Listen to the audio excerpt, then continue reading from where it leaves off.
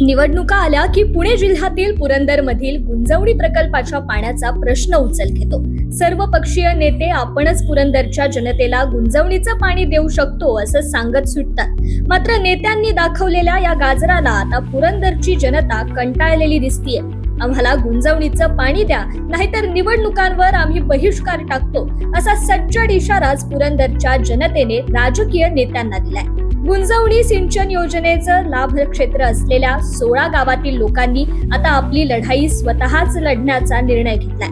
गुंजवणीची नवीन योजना शेतकऱ्यांसाठी अन्यायकारक असून पाल्हे आणि परिसरातील सिंचनासाठी प्रस्तावित असलेलं क्षेत्र नवीन सर्व्हेतून वगळण्यात आल्याचं शेतकऱ्यांनी म्हटलंय। तर आम्हाला जुन्या योजनेप्रमाणे पाईपलाईन करून द्या आणि आमचं मागील योजनेत असलेलं प्रस्तावित क्षेत्र सिंचनाखाली घ्या, अन्यथा तीव्र आंदोलन करू असा इशारा या 16 गावातील शेतकऱ्यांनी दिलाय। या शेतकऱ्यांशी संवाद साधलाय आमचे प्रतिनिधी राहुल शिंदे यांनी।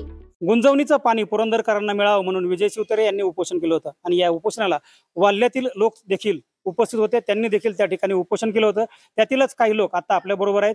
नक्की त्यांचं या गुंजवणीच्या पाण्यासंदर्भात किंवा गुंजवणीचं पाणी अद्याप मिळालं नाही त्याबद्दल त्यांचं काय म्हणणं आहे, आंदोलन पुन्हा ते करणार आहेत असं म्हणतात, नक्की काय त्यांचा विचार आहे, काय सांगाल? आम्ही शिवतारे साहेबांच्या बरोबर उपोषणाला बसलो का आमच्या गावांना पाणी मिळावं म्हणून बसलो। मी काँग्रेसचा माणूस असताना त्यांच्याबरोबर बसलो आणि उपोषण केलं, लोकांचे जोडे काढले आणि आज आम्हाला रडायची पाळी आलेली या शिवतारेने। आमचं बाकी काय म्हणणं नाही, आमचं पाणी आलं पाहिजे, नाही तर आम्ही त्या गावामध्ये आत्महत्या करू, आम्ही ठेवणार नाही। लोक उपोषणाला बसतील माझ्या बरोबर, पण आम्ही सगळे बसू आणि आम्ही पाणी मिळवू। पुन्हा तुमचा उपोषणाला बसण्याचा विचार आहे का? कुठं बसणार आहे? आम्ही वाल्यात बसू, त्या नाथाच्या जवळात, नाथाच्या जवळच बसू। त्यांनी शिवतारेने ह्याला केलं उपोषण सासवडला, तेव्हा 13 दिवस आम्ही दोघं वालेटले होतो। आजपर्यंत आमच्या डोळ्यातनं पाणी येत आहे आणि आताचे आमदार म्हणतात तिकडे नेऊ। काय कारण आहे? आमचं आधी भागवा आणि मग तिकडे न्या। काय सांगाल तुम्ही? मी संभाजी पवार, या भागात जे भोगलंय आतापर्यंत 30 वर्ष त्या संदर्भात मी बोलतोय, जेणेकरून ते पाणी आमच्या हक्काचं आहे।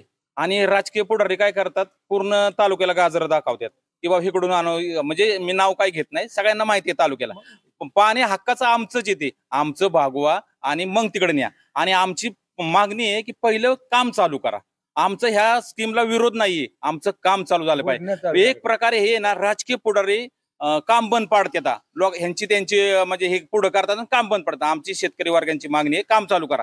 काम बंद पडलं की जाते 60% बारामतीला, फलटणला 40%, हे आणि हेच येऊन तालुक्याला सांगतात की मला खासदार म्हणून निवडून द्या, मी काम चालू करतो। आताच्या अर्थसंकल्पात एकही रुपया अजितदादांनी टाकला नाही। वनगावानीच त्या तालुक्यात येऊन करतात पण प्रत्यक्षात काम करत नाही। आता शेतकरी वर्ग जागा झालाय आणि आमच्या हक्काचं पाणी आम्ही घेणारच आणि आमचं भागल्यावरती तुम्ही तालुक्याला न्या, नाही दुसऱ्या तालुक्याला न्या, आमची काही हरकत राहणार नाही। तुम्हाला पाणी जर पुढील काळात दिलं गेलं नाही तर काय आंदोलनाचा पवित्रा तुम्ही घेणार का? आंदोलन करणार? आम्ही तीव्र आंदोलन उभं करणार आहे। आता ह्या 10-15 दिवसात आम्ही मंत्रालयात गेलतो, तिथले अधिक एक समन्वयक असतो ह्याच्यावरती, तर तुम्ही हे अनियमितता का केली ह्याच्यावरती आम्ही त्यांच्याकडे मागणी केली। त्यांनी त्या सगळ्या अधिकाऱ्यांना ह्याची माहिती मागवली। तर आम्ही 2-4 वेळा गुणवाले साहेब असतील, अभियंता मुख्य अभियंता असतील जलसंपदा विभागाचे, पर पाटील साहेब असतील, सगळ्या साहेबांकडे गेलो पण ते आम्हाला उडवाउडीची उत्तर देतात, आम्हाला पूर्ण कागदपत्र देत नाहीत। आम्हाला आतापर्यंत आम्ही माहितीच्या अधिकाऱ्यांना पूर्ण कागदपत्र गोळा केली, कुठल्या 2018 साली कसं पाणी वरती नेलं, आम्हाला कसं वंचित ठेवलं, आम्ही सगळं कागदपत्र काढले। आता आम्ही त्यांना ठराव मागितला, बाबा ह्याचा आम्हाला मूळ माहिती द्या, तर आमची ती टाळाटाळ करतात। आता आम्हाला सोमवारचा त्यांनी वेळ दिलेला आहे, त्या सोमवारच्या नंतर जर आम्हाला समाधानकारक वाटलं नाही तर आम्ही तीव्र आंदोलन उभं करणार आहे ह्याची पुढं। आणि सगळी 16 गावाचे शेतकरी ह्याच्या मागे आहेत आणि येणाऱ्या इलेक्शनवरती मग ते कुठलं बी असू, कुठल्याही पक्षाचा असू, कुठलाही नेता असू, प्रत्येकाच्या विरोधात आम्ही ठाम भूमिका शेतकरी वर्ग घेणार आहे। खरं तर पुरंदरला पाणी मिळावं म्हणून विजय शिवतारेंबरोबर पक्षभेद विसरून लोकांनी आंदोलन केलेलं आहे। तुम्ही देखील आंदोलन होता, काय सांगाल? गुंजवणीच्या बाबतीत जर सांगायचं म्हणलं तर आमचं पार आता वयच होऊन गेलं। पहिली जी मोजणी झाली भले सालही मला आठवत नाही, तेव्हापासून आम्ही आजपर्यंत भोगत आलो। शिलिंग स्वतः माझ्या जमिनी शिलिंग आजोबाच्या जमिनी होतं, आम्हाला खातेपोट सरळ करता आले नाही। त्याचे जे काही हे होते फायदे होते ते मिळाले नाहीत। आणि आता हा ओला दुष्काळ कोरडा दुष्काळ ओला दुष्काळ तर आम्हाला आठवतच नाही, पण कोरड्या दुष्काळात मात्र आम्ही आतापर्यंत होरपळत आलेलो आहे. तरी हे निव्वळ मानव निर्मित दुष्काळ असल्यामुळं तो जर निवारण करायचा असेल तर एकमेव पहिली जी काय मोजणी झालेली होती गुंजवणीची ते झाली 16 गावाची, तरच आम्ही त्यात वाचू शकतो. आणि जर ती होत नसेल, या पुढाऱ्यांच्या लाथाळ्यामुळं जर ती बारगळत असेल तर मात्र हे 16 गावातले लोक ग्रामस्थ उभे राहिल्याशिवाय राहणार नाहीत. आणि शेवटी उपोषणाला तर कोणी विचारतच नाही. आता जरांगेसारखा उभा राहतोय त्यालाही कोणी विचारलं नाही, अन्य उभे राहतात त्यांनाही कोण विचारत नाही.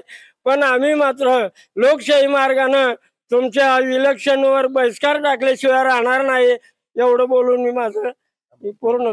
खरं तर सिलिंग मध्ये जमिनी गेल्या, जमिनीचा लाभ लोकांना नीट घेता आला नाही, त्यांना त्यांच्या योजना राबवता आल्या नाहीत. अनेक वर्ष उपोषण केली, आंदोलनं केली, मात्र लोकांचा आता उपोषणावर देखील विश्वास नाही. आणि शेवटचा हत्यार म्हणून निवडणुकीवरच बहिष्कार टाकायचा आणि नेत्यांवरच बहिष्कार टाकायचा असा निर्णय वाल्हे गावातील लोकांनी घेतल्याचं पाहायला मिळतंय.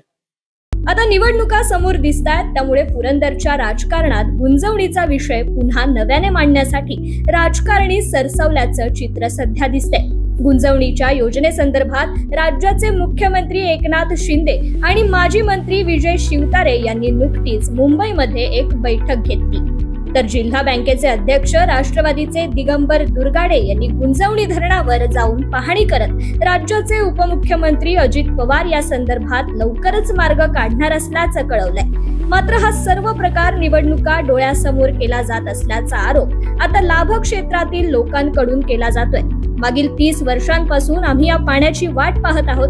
गुंजवणीच्या या पाण्यावर लोकांच्या जमिनी सुपीक तर झाल्या नाहीतच, मात्र गुंजवणीच्या प्रश्नांवर पुरंदरमध्ये राजकारणाची पोळी मात्र चांगलीच भाजली जातीये, असं म्हणत लोकांनी नाराजी व्यक्त केली आहे.